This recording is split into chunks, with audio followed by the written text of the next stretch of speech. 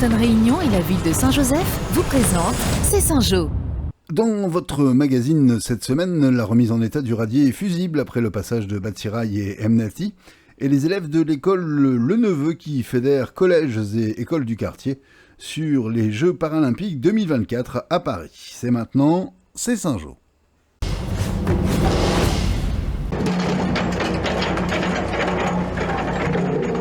Pelles, compacteurs et camions sont en action depuis ce mercredi dans la rivière des Remparts.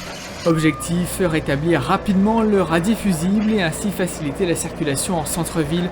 C'est tout le linéaire du radier qui a été emporté par les deux épisodes cycloniques. Batsirai avait très bien abîmé le radier fusible. Emnati est passé, elle a achevé le radier.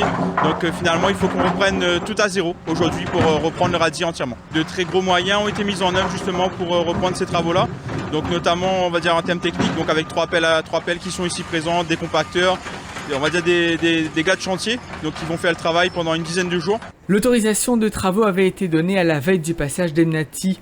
Par précaution, le maire a décidé de retarder les travaux afin de ne pas perdre 200 000 € si le radier venait à être à nouveau emporté. Mais avant de lancer les travaux, il a fallu prendre des mesures pour protéger les poissons, une mission confiée à la Fédération de pêche. On sait des espèces indigènes, on a la capacité de faire les deux, faire marin et eau douce. La fédération est appelée en fait pour faire ce qu'on appelle une pêche de sauvegarde.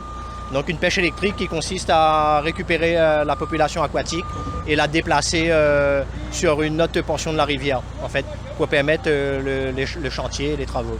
Les travaux devraient durer quelques jours pour une livraison prévue le 4 mars au plus tard. Espérons qu'un nouveau cyclone ne mettra pas à mal les efforts de la collectivité pour établir au plus vite cet axe important du bas de la ville.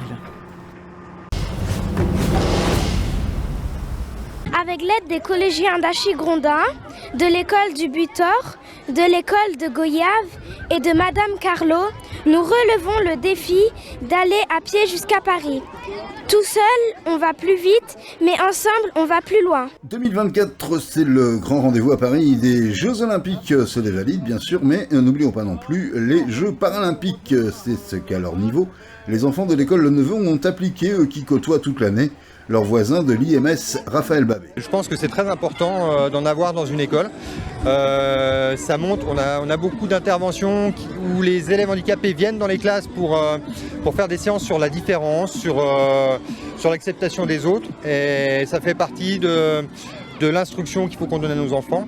Accepter la différence, le handicap c'est une forme de différence et c'est des enfants qui méritent d'être dans une école avec nous et de partager les mêmes choses que nous. Un train rapide avec en tête la Joëlette, direction le collège Achille-Grondin, puis l'école du Butor, pour finir à l'école Madame Carlo sur la piste d'athlétisme. Une belle surprise avec une chaîne humaine représentant les anneaux olympiques. La marraine de l'événement avait toutes les raisons d'être fière. Pourquoi j'ai accepté ? C'est logique, hein, c'est les jeux, donc il faut fédérer un maximum les jeunes autour du sport. Et le sport amène presque tout, il aide à s'accomplir dans la vie. Et du coup, j'ai pas hésité à accompagner les écoles et les jeunes des écoles.